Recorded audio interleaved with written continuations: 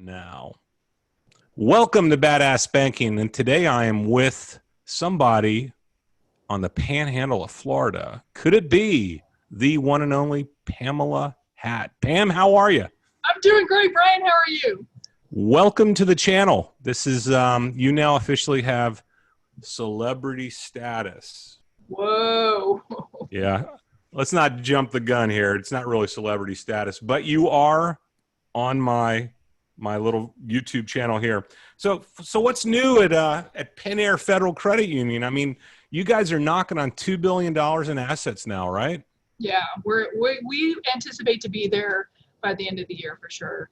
Yeah, and it's all because you're the VP of marketing, I take it, right? It's all because of the people that work here. I like that answer. Yeah, it's a village. It takes a village, Brian. It does. Believe me, I know, and it's not easy being in marketing and financial services because you're marketing a very commoditized product. What are some of the things that you're challenged with these days or are having a good time with? Other than your granddaughter, who I see photos of all the time. She actually is the true celebrity, by the way. She is. She should be world famous. She is the true celebrity. She's everything. But I would say challenges is trying to mitigate through the space of working from home.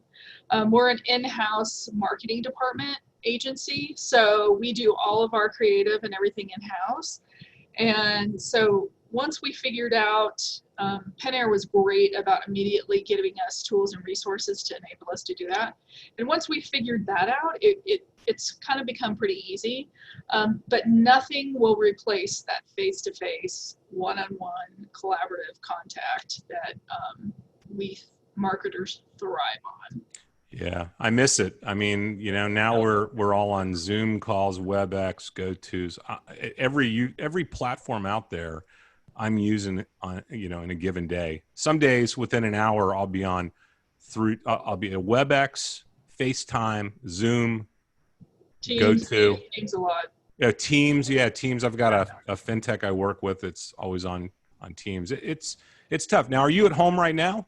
No, actually, our senior leadership team takes turns rotating so that there's several of us in the office. And so Wednesday is my day. So I'm actually in my office. Oh, nice. Yeah.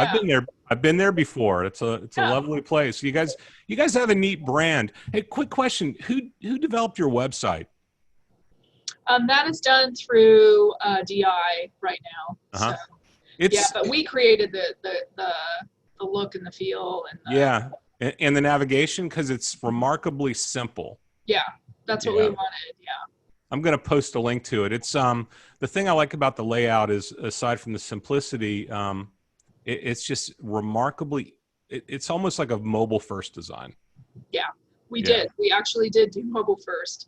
Before, you always did desktop, and I said, okay, this time around, because we've done it 3 times in the last 4 years, let's do mobile first. And there's lots of things that we would love to change and are looking at, in 2021.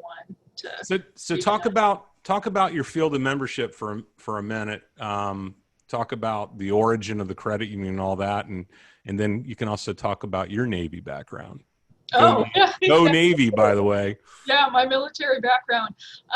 Penn Air started in 1936. We're the largest local credit union in our market. We are about people helping people, the whole credit union movement. We are seg-based. We have over 110,000 members. Like you said earlier, we're at basically 1.9 billion, ready to knock down walls to 2 billion. And we love our community so much that we have trademarked the word communerosity, which is one of our core values. Communerosity. Communerosity, yeah. I like to explain it where community and generosity got married, they had a baby, and they called it communerosity. I like that. It really is in our DNA. It's our lifestyle. It's how we are known in our community for that one word. So we have figured out how to stand out and not blend in by leveraging who we are, and that's our differentiator.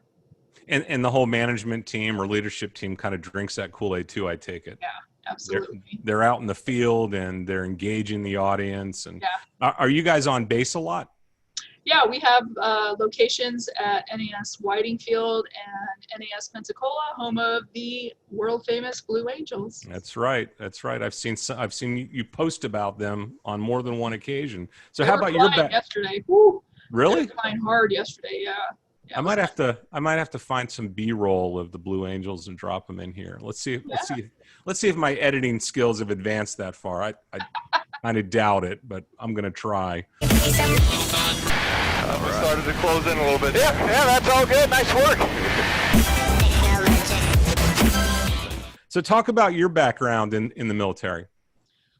So way back in 1985, I decided to join the Navy. I was actually an electrician in the Navy. Wow. Yeah.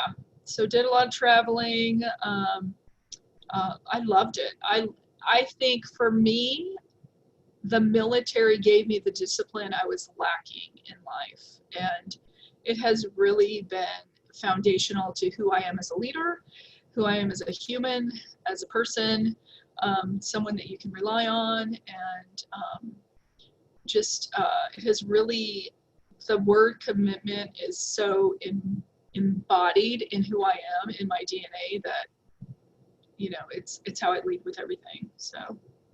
Yeah, well, we thank you for your service. That I had no idea you were an electrician. So can you like do electrical work? Yep, I can. All right, you're going to have to come up here and spend some time with me because I've got some problems at the River House, let me tell you. Oh, no. I've got some 1954 wiring that it's not aluminum, but it's not that pole stuff, but it's a mess. Yeah, that's I don't think there are a lot of women that are electricians, are there? No, I mean, I didn't know that I wanted to be an electrician, but because I scored so well, they're like, you really should take, this route in your career. And I had every intention of, retiring as a service member. But my path took a little different, how does an electrician become a VP of marketing? So my path was well, you have to, as a marketer, you have to create a spark, right? Right, So right. Maybe that's it. But there's a lot of power behind that. you should have used the tagline "Spark Change." It would have been real good. Oh wait, that's David Southall at Innovations. Yeah. I had to plug them. I had to plug Dave. Yeah. So you had mentioned earlier when we were messaging each other that you were actually doing some filming today. Yeah. What's going on with that? So, that whole communerosity thing I was talking about, we're very generous with our time and our volunteering and our giving of our talents and, and supporting financially initiatives in our community. And one of our partners, we partner with both Pensacola State College and the University of West Florida. And one of my peers, who's an instructor at the University of West Florida, normally I will go into her class. So you want to talk about doing things differently in the midst of a pandemic. I would go in the class and have dialogue with the students on whatever XYZ topic of marketing. So now everything's done online. And so I had to tape my interactions, which is really hard for an extrovert like me. And so someone on my team is editing those videos right now and will do a fantastic job. But I'm still volunteering. I'm still giving back. It just looks a little different. And so I think that's the biggest hurdle that we have to wrap our minds around is how do we accomplish the same goals? How do we accomplish the same tasks, but do it differently? And, one of our other core values is being a solution seeker. And boy, do I love to find a solution. Boy, that is another part of who I am. Give me a problem and I will give you a solution. That might have been why you made a good electrician too. Yeah. Because there's got to be if there's a will, there's a way. Yep. Now, I mean, the whole subject of advocacy is something that banks and credit unions harp on. They've done it since I got into the space in the 80s. It's good to see that you guys are bringing it to life, right? That's where the rubber hits the road. You're actually creating experiences around the subjects of financial literacy and advocacy. Yeah. And so that's good to hear. Any other financial or FinLit programs you guys are working on or anything else in the hopper that's exciting? Yeah, we're partnering. We do a lot of financial boot camps, and we're partnering with Big Brothers Big Sisters. We're partnering with low to moderate income schools and reaching the parents through those schools. We are part of the onboarding process at Pensacola State College with our financial literacy tools and resources.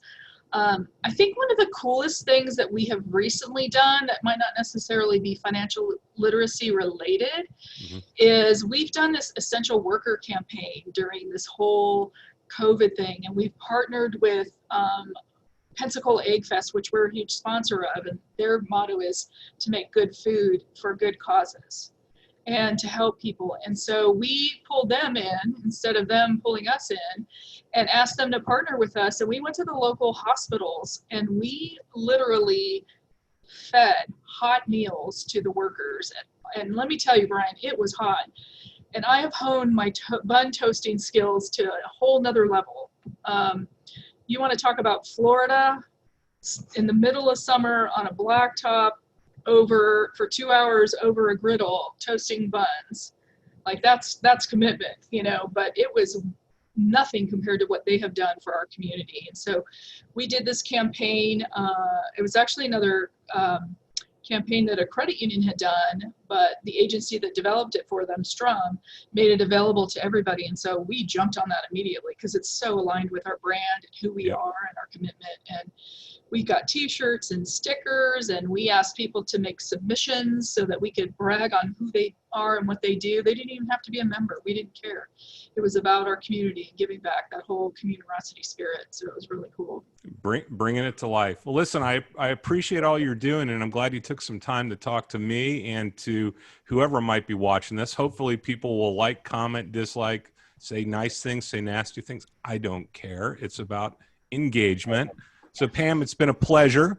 I'm glad to see you're doing well. I love seeing your grandkid on Facebook. You're obviously, should we mention the Grammy Pammy thing? Oops, I might have just done that. Well, I love being Grammy Pammy. I mean, I'm going to be 57 this year. I can't wait. I'm going to be 59. I had to think about it for a minute. Doesn't matter. It doesn't matter. Listen, it's been a pleasure. I'm glad to see you're doing so well, and I'm glad that everything's going well down there in Florida in light of what's going on in the world. We're going to get through this. Things are going to be great. I think we're going to come out stronger as a people, and you're the best. So I appreciate it. Awesome. Thank you, Brian. Brian, take care. Tell your wife I said hi, and I will. While you're cruising down the river. All right. You got it. Okay.